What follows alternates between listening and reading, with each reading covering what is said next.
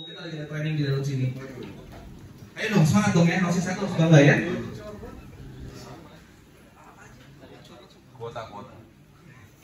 Kota. Sebentar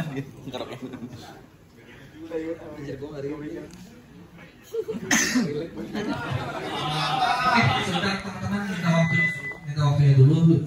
Jadi kita baru kehilangan sahabat kita, teman terbaik kita kemarin. Jadi sebelum kita mulai acara ini, boleh kita tundukkan kepala, kita mau gimana ya? Mau doa bersama untuk teman kita. Minta waktunya untuk Pak Gatot.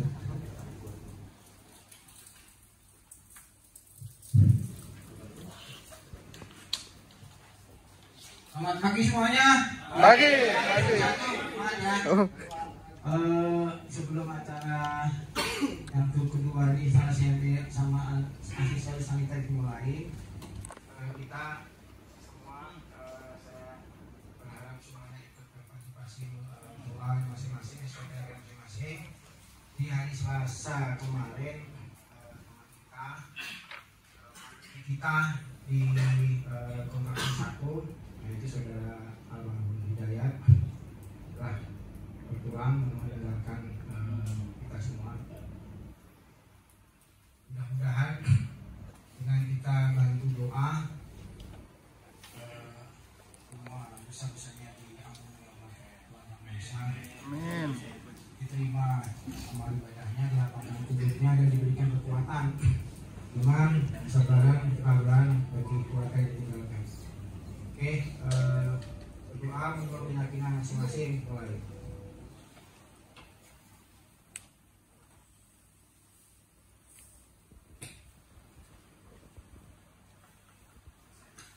Terima kasih.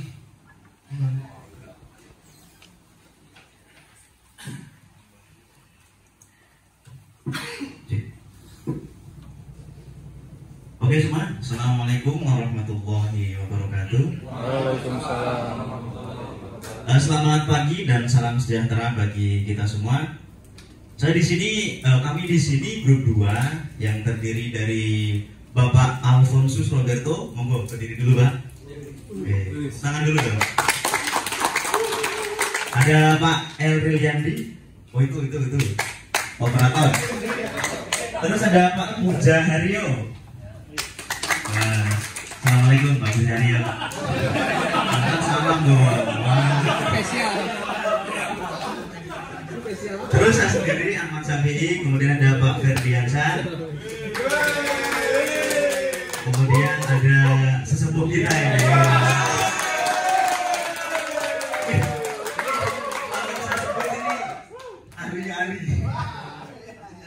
Pokoknya masalah ME ini Pak Kol menguasai banget ini. Karena banyak masukan kemarin ketika kita evolusi ketika ini juga dari Pak Kol sangat banyak sekali. Oke, kita langsung saja mulai. Pak Erin silakan. Bebas lah. Gak ada lagi. Jangan begitu Pak. Sudah benar loh. Oke, pokok pembahasan kita yang pertama yaitu pendahuluan, terus yang kedua itu izin kerja atau prinsip MEP. Dilanjut dengan yang ketiga pelaksanaan, ada yang keempat masalah, kemudian nomor 5 penyelesaian masalah, yang keenam adalah inovasi. Oke, pendahuluan kita dari kata MEP dulu, MEP.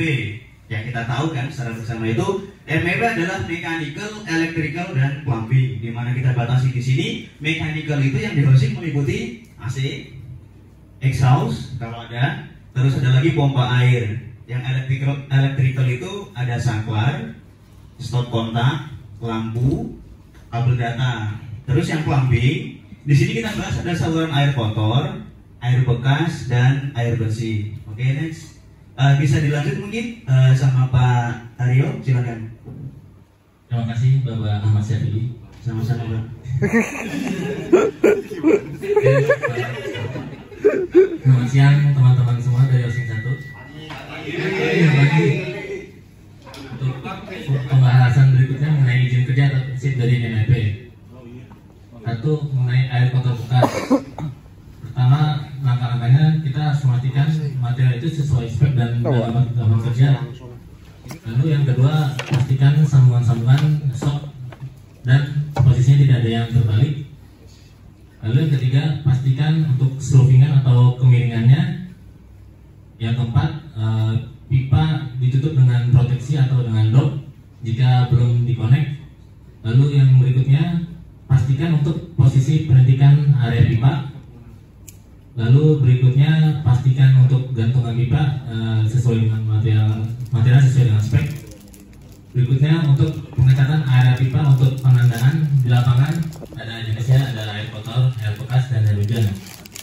Lalu yang bab keduanya mengenai air bersih. Yang pertama, pastikan material sesuai spek dan gambar kerja. Yang kedua, pastikan sambungan-sambungannya. Lalu yang berikutnya, wajib untuk memakai klem. Berikutnya, dilakukan tes tekan sesuai dengan izin kerja lapangan. Lalu yang ketiga, mengenai elektrikal. Yang pertama, pastikan material sesuai spek dan gambar kerja. Lalu yang kedua, kabel 4 besar. Yang ketiga, wajib memakai klem di lapangan. Yang keempat, pastikan untuk konduit terpasang dengan rapi. Yang kelima, pastikan posisi ketinggian saklar dan stop kontak. Next. Untuk pelaksanaan air bersih, air kotor, dan air bekas. Yang pertama, untuk tes tekan air bersih itu sebesar 4 bar. Minimal dilaksanakan selama 1 hari atau 1 kali 24 jam. Sebelumnya pastikan semua pipa air bersih telah terkonek dan pastikan juga pipa air panas di tes tekan. Lalu yang kedua, penandaan untuk masing-masing pipa, yaitu air kotor, air bekas, dan jalur airnya. Yang ketiga, gantungan pipa. Yang keempat itu tes gelontor, dan yang terakhir ada tes fungsi. Untuk tes bagian elektrikal ada 3. Yang pertama ada tes Meiger, tes grounding, dan tes nyala. Oke, next akan dilanjutkan oleh Bapak Ferdiansyah. Silakan Bapak. Oke, selamat pagi semua. Ya, terkait tes tekan ini kita ambil dari proyek dari Mija ya Pak ya. Kita tes tekan ini pada pipa air bersih 1 kali 24 jam dengan 4 bar tekanannya Pak. Ini untuk tes gelontor Pak. Ini tes rendam. Tes rendam kita laksanakan di sini sama Pak, 1-2 kali 4 jam untuk lantainya. Terus untuk teknis lapangannya, untuk membedakan pipa-pipanya, penandaan pewarnaan pipa, dan ada gantungan-gantungan Pak untuk tekanan-tekanan pipa air kotor dan pipa air bersihnya. Untuk bujang saniter ya, pastikan pemasangan sesuai gambar arsitektur. Lanjut, pastikan silan pertemuan monoblok dengan keramiknya tersilan dengan rapi. Ada bawah pertemuan lantai monobloknya. Terus pastikan selotip cukup di area keran, karena banyak yang terjadi keran tidak pakai keran menimbulkan bocorannya. Untuk masalah-masalah saniter juga sama nih, rembes di area pipa atur banyakannya, anak orang silang tidak pas. Terus rembes akibat sama selotip juga. Terus gantungan shower goyang, bracketnya pada bracketnya, dan tekanan air kecil. Solusinya perhatikannya pada tes fungsi ini Pak. Pada masalah ini gambar sipil dan MMP untuk kita antisipasi ini mesti di superimpos dulu. Terus 2, sambungan untuk PPR dan respek rembes.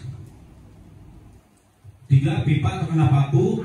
Terus kurangi selotip, dudukan packing karet tidak pas pemasangannya. Sparing pipa tidak sesuai dengan FD. Pastian jarak pembuangan pipa AC.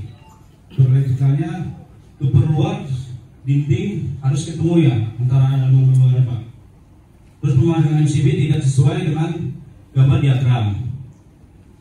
Terus waterpass pemasangan aksesoris listrik, contoh kayak stop kontak, saklar tidak waterpass ya. Terus cara pemasangan aksesoris listrik. ini contoh-contoh gambarnya Pak. Pada foto 1 sparring tidak tepat, terus kedua aksesoris listrik tidak waterpass, dan ketiga ada gap antara bodi AC dan dinding, ada gap renggang. Ini contohnya juga nih full drain dengan sparring pipanya tidak temu. Terus yang ini yang kedua, foto kedua, pipa sambungannya terbalik. Ini klaim pipa air bersih OSPEC ini tidak hanya memakai paku. Untuk inovasinya kita harus perhatikan pada adanya tes rendam pipa kotor, dan untuk jalur-jalur untuk menggunakan ruang sap pipa Pak. Yang sudah selesai Pak dari grup 2 Pak.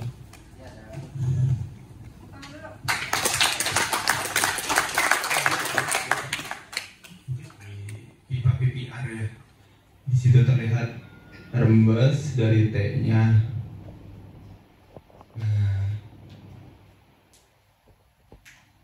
Nah itu terlihat netes ya.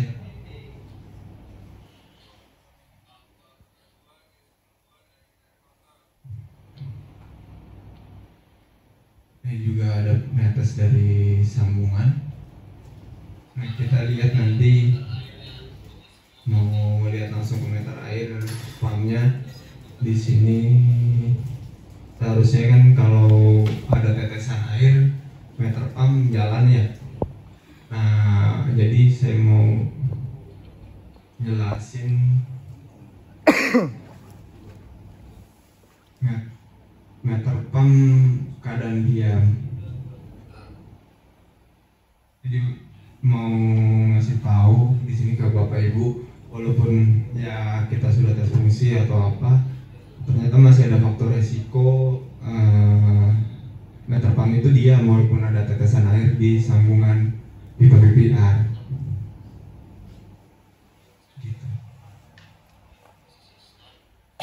Nah tadi ke kiri kan full ya, udah open. Kalau ke kanan posisi stop. Bisa lanjut video yang lain Pak ya.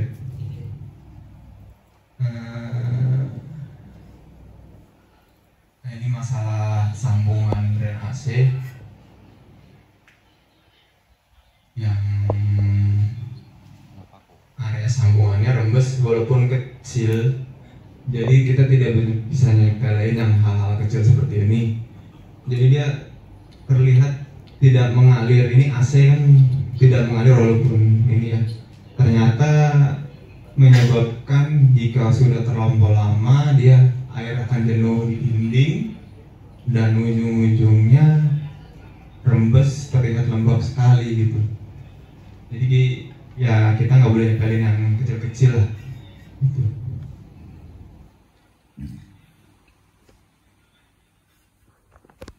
Dia cuma ngalir, ya bukan cuman ya, dia ngalir di pipa rembes kecil gitu.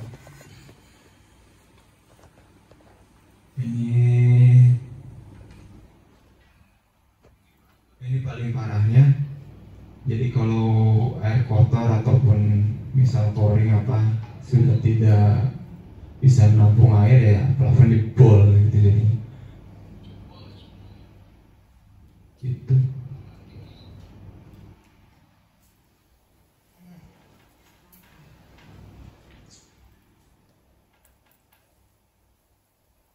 Nah ini kenapa harus diperhatikan tes fungsinya? Kadang-kadang ada keran netes seperti itu di sambungan di kerannya. Ini sebenarnya ada beberapa faktor. Kadang-kadang kan misal ada orang plumbing benerin tekanan air ya. Awalnya kan kita tes fungsi oke, kemudian tiba-tiba tekanan kecil, mungkin ada partikel kecil-kecil yang masuk menumpuk jadi tekanan kecil, dibuka saniternya. Ini cuma faktor aja sih Bu.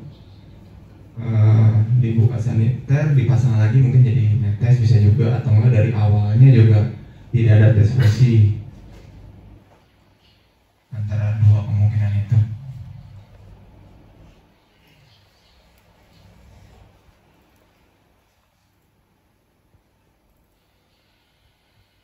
Ya, ini juga kenapa kita harus cek satu-satu. Di tangki pun kadang-kadang bocor, di bawahnya juga bocor. Nah, inilah fungsi kita dalam minta fungsi yang terakhir. Itu lebih ke situ sih, Pak. Ada lagi Pak ya? Yang di folder tadi di depan. Yang penandaan. Pak Mun mungkin mau nambahin, Pak Mun?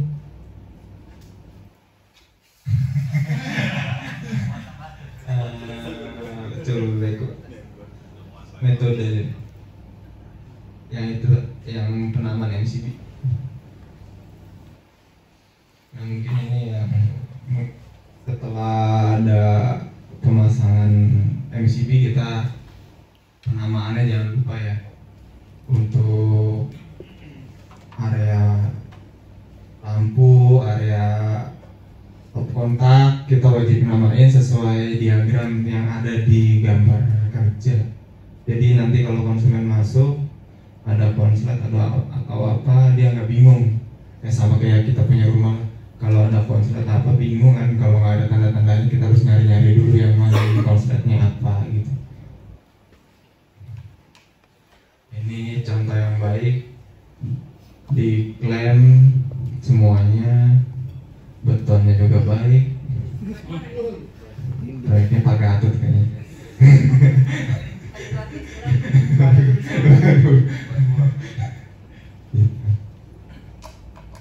Nah ini kali ini di luar ini pakai hebel, ada kawat ayam walaupun satu pipa. Nah, yang itu yang banyak pipa juga di kawat ayam, kawat loket ya. Jadi dia overlap kiri kanannya 10 cm. Tes rendam. Nah, cukup, mungkin ada tambahan dari teman-teman yang lain atau pertanyaan biar nanti dijawab kamu ya, Bang. Cocok. Jadi nanti selanjutnya untuk tanya jawab akan dipimpin oleh Bapak Legend kita. Jadi ahlinya ahli Bapak Maulana Kurniawan. Silakan.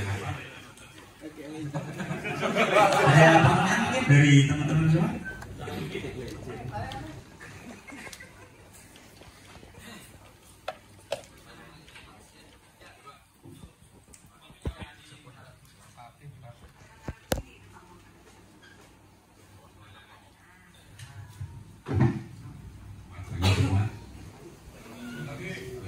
Saya mau bertanya mengenai pipa air. Bisa ditayangin gambar pipa yang masuk ke tanah ini nggak air?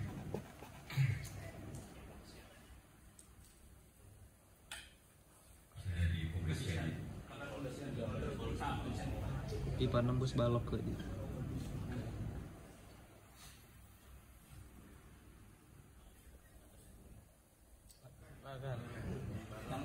Yang nembus balok, yang nembus balok. Nah,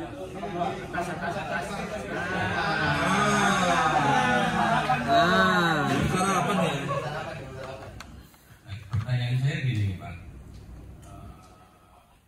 seandainya itu pipa tetap dikali, ya ternyata itu keluar dari batang. Jadi kalau kena plasteran itu masih normal.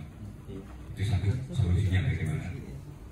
Yang kedua mengenai KWH listrik yang barangkali ya, ya pasti ada periksa terus atau error. Padahal di instalasi dalamnya kan kita udah tes merger, tes grounding dan lain. Semestinya itu harusnya siapa yang mesti kontak ke PLN, karena kan PLN kan pihak ketiga itu. Dari itu yang dari saya. Terima kasih.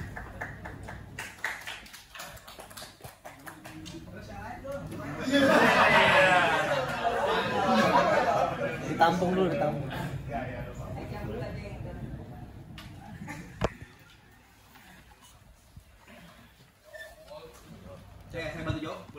Boleh. Selamat pagi teman-teman. Saya mau coba bantu jawab pertanyaan Pak Afif ya. Gue buat sharing juga nih. Biasanya kalau pertemuan kayak gini, pemasangan pipa itu nggak satu asbu. Di bagian kiri nggak. Kita sadain aja nih, rumah ganjil di depan, rumah genap di belakang. Terus kalau buat struktur, kita sebenarnya dari kayu itu harusnya ngeluarin standar struktur yang berkaitan dengan MFP. Jadi kita perkuatkan lagi di bidang yang besi yang di ini gitu. Saya potong lagi, pertanyaan bukan masalah penempatan di sekitar siapa. Ini dipasang bata, ya besi. Ternyata itu nomor dari dinding. Gitu loh. Berarti kalau di masalah dari pelaksanaan ya, dari andai kata ada temuan itu, jadi solusinya mesti bagaimana?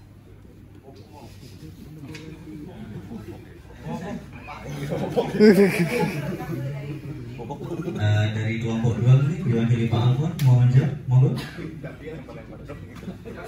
Saya kan moderator.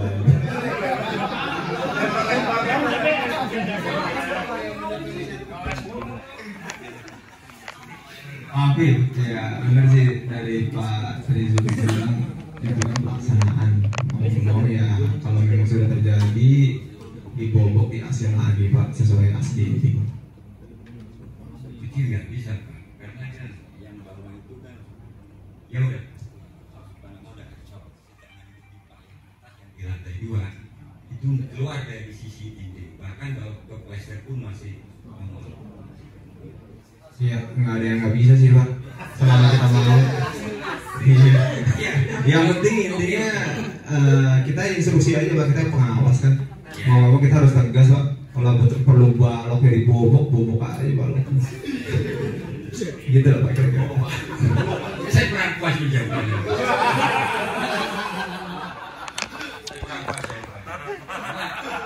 Kan balok itu pipa udah ketahuan membalok nih. Nah pipa itu nongol dari bata. Kalaupun ke plaster pasti masih nongol. Mungkin pas waktu dia khas ya memang penempatan pipanya ada geser. Nah yang udah terjadi ini mesti mau nggak mau kan pipa kasih ke tutup kan kalau plaster. Ya nggak bisa ya Pak. Secara hierarki ya mau nggak mau kita harus ngelasin Pak. Ini masalahnya kalau Hierarkinya ya, hierarki kita itu kan pemasangan plesteran sampai aci dinding jadi kan maksimal di 15 ya Pak. Pipa di 10 sampai 11 cm. Berarti kan dia maksimal toleransi sekali kan di 2 cm. Benar tak Pak Habib ya? Iya, itu kondisi ideal ya. Ya idealnya. Ini kan Pak Habib nanyanya tidak ideal. Mau nggak mau ya kita asin lagi Pak. Mungkin dari Pak Habib ada solusi lagi selain dibongkar. Kalau kami selalu, ya mungkin dari tim kami gimana? Satu suara atau gimana? Dibongkar Pak. Nah semuanya satu suara dibongkar, diasin ulang. Kalau Pak Habib ada solusi lain mungkin bisa bantu kami.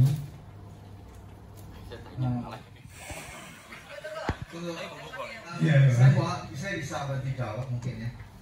Mungkin solusinya ada di inovasi yang belakangan tadi. Seperti ya, atau pipanya kita ganti. Jadi 2,5 atau 2 ini.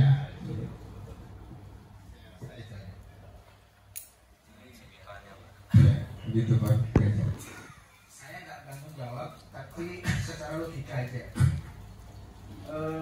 Memang betul di open bilang jadi yang memang mengawasi sebelum pipa itu terpasang dan di center di posisi balok, apalagi itu struktur ya. Itu memang kita harus benar-benar setting di mana posisi pipa itu harus masuk di center asnya. Untuk 3E yang vertikal, kita tahu bahwa dia punya ukuran luar kalau nggak salah 10,4 atau sampai dengan 11 cm.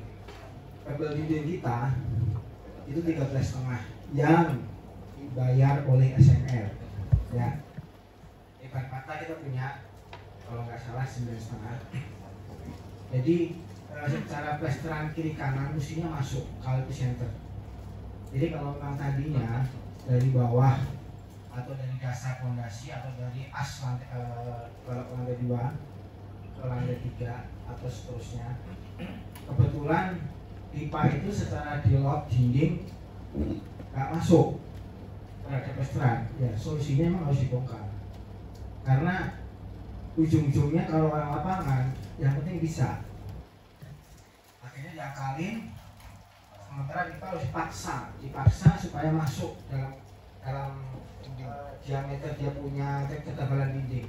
Efeknya begitu pipa itu ada pengembangan karena efek dari panas. Setelah rumah kita kan ya minimalis semua, jadi kondisi ruangan dalam itu ada pemuaian akibat pipa dalam tanah, ruang dalam pipa itu ada efek panas ya.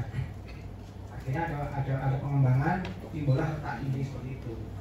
Jadi solusinya kalau memang pipa itu udah nggak center atau nggak bisa masuk ke dalam plesteran, sementara kita punya dinding hanya 15 cm maksimal, nggak mau harus bongkar.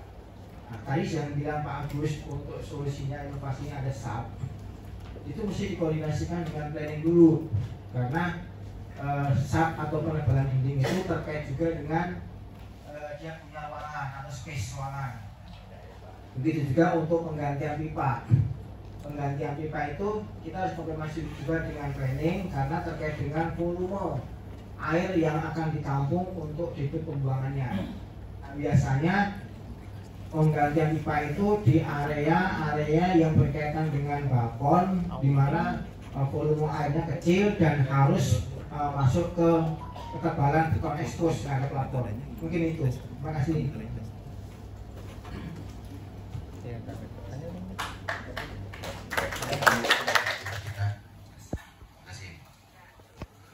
Oke, terima kasih buat tim 2 yang ditunggu selanjutnya.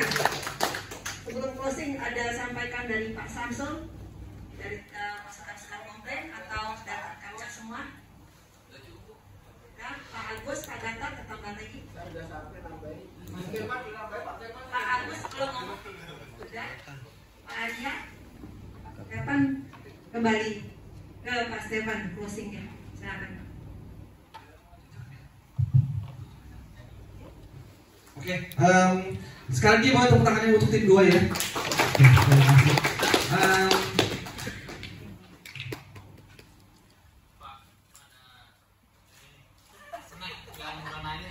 Oh gitu, oke. Gimana Adit? Boleh maju, bosan maju aja kali ya. Perlu nyanyi dulu atau gimana? Nggak usah.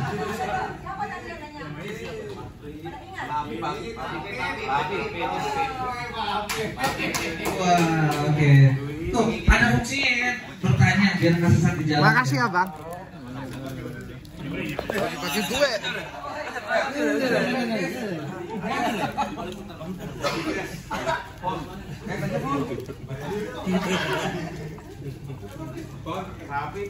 Papi belum. Aduh, penanya pertama. Oke, saya kalau boleh ambil kesimpulan hari ini temanya luar biasa, apalagi kalau boleh saya tahu teman-teman, mungkin ini sekolah saya pribadi ya, kita memang lebih awam ya soal MEP, betul ya. Rata-rata teman-teman spesialis mungkin di HRS, di arsitektur, di sipil. Makanya saat saya lihat antusiasnya teman-teman, mungkin saya juga akan kasih plus sendiri ya untuk teman-teman semua, luar biasa sekali. Rasa memilikinya untuk belajar bersama di BSD dan di yang satu ini luar biasa ya untuk masalah MEP ini. Terima kasih lagi untuk tim 2. Mungkin dari kita seperti itu ya Bu ya. Mungkin untuk reminder untuk tim 3 setelah lebaran ya. Setelah lebaran. Bulan apa ya? Bulan Mei ya. Bulan Mei. Untuk dipersiapkan lebih maksimal lagi ya untuk tim 3 tadi ya. Masih panjang waktunya. Masih panjang. Oke, berarti mungkin karena waktu yang udah menipis, udah sebentar lagi untuk acara sholat Jumatnya. Cukup sekian ya, Bu ya. Kita tutup aja. Terima kasih untuk tim 2, terima kasih teman-teman Hosi 1.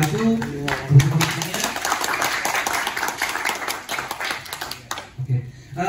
Siapa yang buka? Sekali lagi ya. Selamat pagi. Bangga.